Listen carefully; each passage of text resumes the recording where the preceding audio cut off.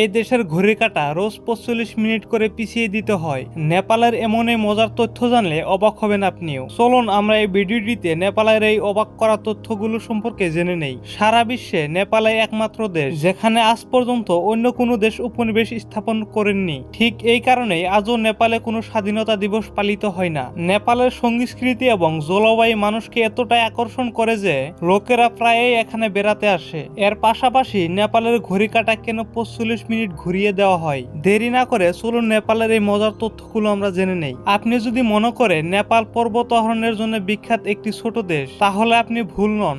তবে আপনি জেনে অবাক হবেন যে দেশের রাজধানী কাঠমান্ডুর ১৫ কিলোমিটার ব্যাসার্ধের মধ্যে ৭টি UNESCO world heritage culture site রয়েছে। এটিকে লিভিং কালচার মিউজিয়াম নামে আখ্যায়িত করা হয়েছে। এছাড়াও নেপালে ইউনেস্কো কর্তৃক স্বীকৃত আরও ৪টি ঐতিহ্যবাহী স্থান রয়েছে, যা নেপালকে সবচেয়ে বেশি সংখ্যক ঐতিহ্যবাহী স্থানের দেশ হিসেবে তুলে ধরেছে। আপনি কি কখনো জীবন্ত দেবী দেখেছেন?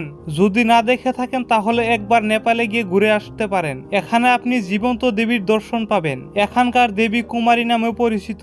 বয়ঃসন্ধির আগে মেয়েদের দেবী তালুজু বলে মনে করা হয়। কুমারী দেবী মন্দিরে বাস করেন এবং উৎসবের সময় তাই মেয়েদের পূজা করা হয় এবং রথে প্রদক্ষিণ করা হয়। তবে কোনো মেয়ে কিন্তু সারা জীবন পূজিত হন না। এখানকার নিয়ম হলো বয়ঃসন্ধি শেষ হওয়ার পরে বা অসুস্থতা কিংবা দুর্ঘটনার কারণে এই পূজিত হওয়ার প্রথা থেকে বিরত নেন তারা।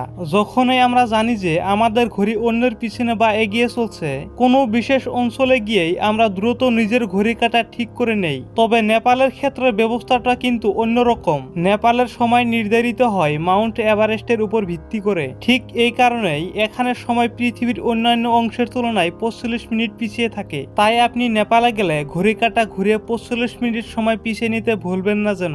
আপনি কি বিশ্বাস করেন যে ১,৮৭,১৮১ বর্গ কিলোমিটার আয়তন জুড়ে থাকা এই দেশে কখনো কোনো জাতিগত দাঙ্গা হয়নি? দক্ষিণ এশিয়ার একটি সুপ্রাচীন দেশ হওয়ার দরুন এখানে ১২৩টি ভাষা এবং ৮০টি জাতিগোষ্ঠীর মানুষ রয়েছেন। তা সত্ত্বেও ধর্ম বা জাতিগত ভিত্তিতে নেপালে কখনো দাঙ্গা হয়নি। এই দিক থেকে নেপাল অনেক শান্তিপূর্ণ অঞ্চল বলে পরিচিত। নেপাল একমাত্র দেশ যার পতাকা আপনি দুটি ত্রিভুজ আকারে দেখতে পাবেন। উপরের ত্রিভুজটিতে চাঁদের একটি ছবি রয়েছে এবং নিচে রয়েছে আর একটি ত্রিভুজ, সেখানে রয়েছে সূর্য। নেপালের দুটি প্রধান ধর্ম হিন্দু এবং বৌদ্ধ ধর্ম। দুই ধর্মের প্রতিনিধিত্বকারী হিসেবে পতাকায় ধরা দেয় চাঁদ এবং সূর্য। যদিও এই পতাকাটি ১৯৬২ সালে প্রতিষ্ঠিত হয়েছিল, তবে নকশাটি ২০০০ বছরের পুরনো বলে জানা যায়। নেপালের এই পতাকা হিমালয়ের প্রতিনিধিত্ব করে।